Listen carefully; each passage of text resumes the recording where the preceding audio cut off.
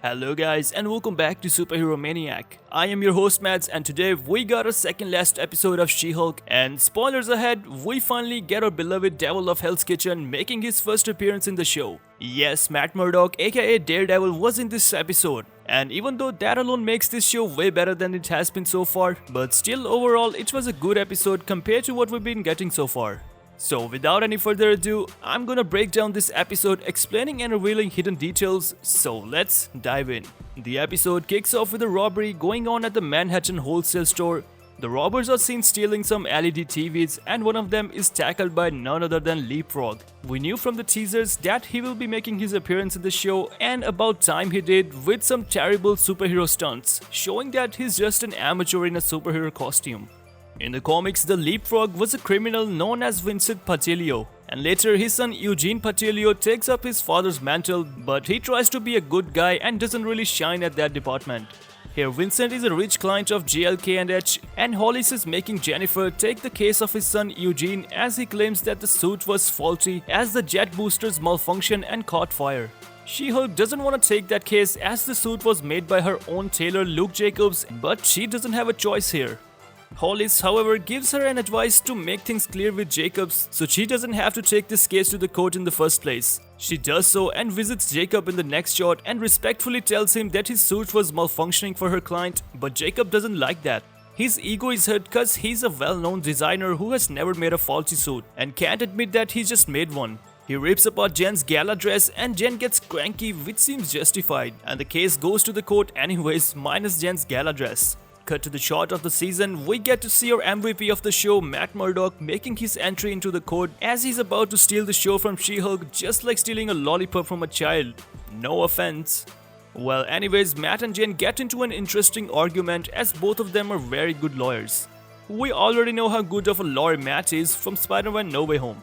And am I the only one who noticed Matt's voice is a bit thicker than before? Well, that doesn't matter as Eugene makes a dumb mistake by taking out his suit to claim how faulty it is, but we get to see the remarkable senses of Daredevil as he smells the fuel and asks Eugene what fuel he used in his jetpacks, to which Eugene replies jet fuel. Jacobs claims that he gave an instruction to not use the jet fuel in his suit, and with that the judge announces the case in the favor of Matt and Jacobs.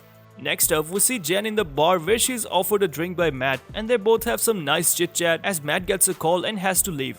Jen breaks the fourth wall once again and gets a message from Todd saying he wants to meet her and discuss some legal matters. In the next shot, Jen visits Todd in her She-Hulk form because this is a work situation and she is obligated to be in her She-Hulk form in work, so a very nice detail to that. Todd says that he bought a Wakandan war spear from an auction for $1 million. Jen realizes that he's just trying to hit on her and leaves, leaving Todd humiliated. Jen gets home and gets a call from Eugene that he's attacked by someone and needs her help. Jen's about to leave but realizes that she has that super suit made for her and she takes it out of the closet. In the next shot, we see Jen stopping Eugene's car with a stomp. And who drops over from the car? It's Daredevil in his new MCU look. This suit was actually a tribute to his father, who Matt looked up while growing up. She-Hulk and Daredevil get into a fight and Daredevil just seems untouchable. His movement and agility is just out of this world and seems quite unnatural for a guy who's just a human after all. But MCU is a dangerous place. It's full of people with superhuman powers. I think that's the reason the MCU Daredevil is shown a lot more skillful and lightweight than his Netflix TV show variant. She-Hulk is having trouble catching up with Daredevil's movement, so she does her dick move of clapping Sonic Boom, which throws Daredevil off the ground and over a car. Of course, that hurts his ears as Jen picks him up and takes off his mask. She's surprised to see Matt Murdock fighting like a ninja and questions whether he's actually blind. And as he says I'm Daredevil, we can hear his original Daredevil theme music playing in the background for a second or two, which is a super cool detail. He tells her that Eugene has kidnapped Luke Jacobs and they both go to rescue him. At the rooftop of the building where Luke is kept hostage, Daredevil describes Jen the amount of people inside the building by just listening to their heartbeats. Jen is surprised, we are not. Jen wants to Hulk smash all the guys in the building, but Daredevil is a man of culture and wants to whoop their asses like a gentleman. And we get a flashback of the iconic hallway fight scene from Daredevil series from this fighting scene, which is somewhat similar to that because as he's about to take on more bad guys, She-Hulk barges in and takes everyone down. If that was played in the movie theater, I bet She-Hulk would have gotten the biggest boo of all time. Then they both kick everyone's ass as Jen tries to convince Eugene to stop this before he gets into more trouble, but he gets into more trouble by jumping off the building and breaking his own legs. The police arrives and takes Eugene under arrest. Jacob forgives Jen and says he'll make her gala suit for her. In the next shot, Jen and Matt catch up at the rooftop and later end up in the bed as they make out. Who would have seen that coming? In the next morning, we get a hilarious scene of Daredevil walking barefoot in his suit in broad daylight. Pretty daring of him. Nikki arrives at Jen's place to get her ready for the gala.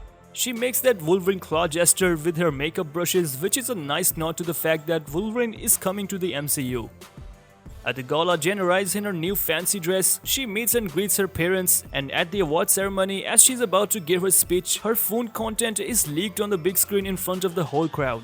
The content is obviously leaked by intelligentsia. Jen gets angry and smashes the screen, causing panic in the hall, and everyone runs for their lives. She goes after Todd but drops him as she's surrounded by special forces. She seems a little out of control, showing those vintage Hulk signs. So this was the breakdown of the episode 8 of She-Hulk. The finale is going to be interesting. If you enjoyed this video, please hit the like button and subscribe to the channel for more superhero content. I'll see you in the next one. Till then, signing off.